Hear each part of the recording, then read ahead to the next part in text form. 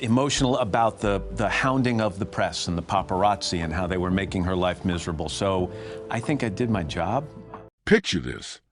You wake up every morning to the same friendly face on your television. For 20 years, that face belonged to Matt Lauer, the man millions of Americans trusted to start their day. He was making $25 million a year, living in luxury mansions, and seemed to have it all. But in just 24 hours, everything came crashing down in the most shocking way possible. Today, we're going to reveal what really happened to Matt Lauer and how the once mighty television star is living now. The story begins on a cold November morning in 2017. Matt Lauer went to bed as one of the most powerful men in television. When he woke up, his career was over forever. A single complaint had reached the right people at NBC, and within hours, he was fired and banned from ever returning. But this wasn't just any ordinary workplace complaint. The details that came out were so disturbing that even his closest friends couldn't defend him anymore. Before we dive into that dark chapter, let's go back to where it all started. Matt Lauer was born in New York City on December 30th, 1957. His childhood was split between two very different worlds. His father worked at a bicycle company and came from a hard-working immigrant family. His mother had been a model and owned her own boutique shop. This mix of hard work and glamour would shape who Matt became later in life. Growing up, Matt learned something important from his grandfather, who was a professional singer. He wasn't famous, but he knew how to command a stage and connect with people. Young Matt would watch his grandfather perform and soak up every lesson about how to speak to an audience. These early experiences taught him how to stay calm under pressure and make people feel comfortable, skills that would make him perfect for television. When Matt got to college at Ohio University in the late 1970s, he was studying communications and doing well. But in 1979, when he was just 21 years old, he made a bold decision that shocked everyone. He dropped out of college with only 4 credits left to graduate. Most people thought he was crazy, but Matt had a plan. He didn't want to wait around for a piece of paper.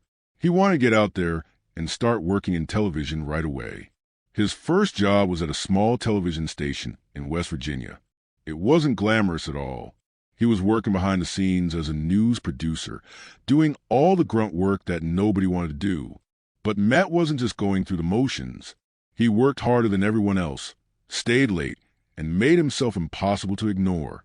Within just 1 year, the station put him in front of the camera as a reporter. By the time he was 22, he was already hosting his own talk show segment. This was almost unheard of for someone so young, especially someone without a college degree. From 1980 to 1986, Matt bounced around different cities, hosting a show called PM Magazine. This was a fast-paced program that mixed local news with celebrity interviews and lifestyle stories. Most hosts stayed in one city their whole career, but Matt was different. He moved from Richmond to Providence to New York City, and he was successful everywhere he went. Each time he moved, he got better at reading his audience and giving them exactly what they wanted to see. By 1986, Matt got his first real taste of national television. ABC gave him a chance to co-host a show called Fame, Fortune, and Romance. It was all about showing off the crazy lives of rich and famous people, complete with private jets, massive yachts, and million-dollar mansions. The show didn't last very long, but it put Matt's face in front of viewers all across America. He was no longer just a local television personality. He was starting to become a household name. What happened next was incredible. From 1987 to 1989, Matt did something that almost nobody in television had ever done before. He worked in multiple cities at the same time. He was hosting local shows in Philadelphia and Boston, while also working for ESPN and HBO. He would cover major sporting events like the Stanley Cup Finals for ESPN, then jump on a plane to do entertainment segments for HBO. People in the industry started joking that he must live at the airport because he was always traveling somewhere. But all that hard work was about to pay off in a big way. In 1992, NBC offered Matt a job that would change his life forever. They wanted him to co-anchor a morning show called Today in New York. At this point, Matt was almost broke. He was so short on money that he was worried about bouncing his rent check. The NBC job saved him from financial disaster and got his career back on track. Within just 1 year, NBC promoted him to co-anchor their evening news program. Matt was now appearing on 3 different NBC shows in the same day sometimes. He was working incredibly long hours, but he never complained. His bosses noticed that he was reliable, professional, and could handle any situation they threw at him. More importantly, viewers loved him. He had this warm, friendly personality that made people feel like he was talking directly to them in their living room. Between 1992 and 1997, Matt became NBC's go-to guy for everything. When their big-name anchors like Tom Brokaw needed time off, they called Matt to fill in. He worked on Weekend Today, NBC News at sunrise, and even the main NBC nightly news. His schedule was absolutely brutal, but he kept showing up and delivering great performances every single time. Then came the big break that would define the rest of his career. On January 6, 1997, NBC named Matt as the full co-anchor of the Today Show. This was huge. The Today Show was struggling against Good Morning America and needed someone who could bring viewers back. Matt was exactly what they needed. He wasn't stiff and formal like most news anchors. He was warm, funny, and made people feel comfortable. Working alongside Katie Couric, Matt helped transform the Today Show into something special. Katie later admitted that she'd had a crush on him when he was doing local news, and their chemistry on screen was undeniable. They joked around, teased each other, and seemed to genuinely enjoy working together. Viewers ate it up.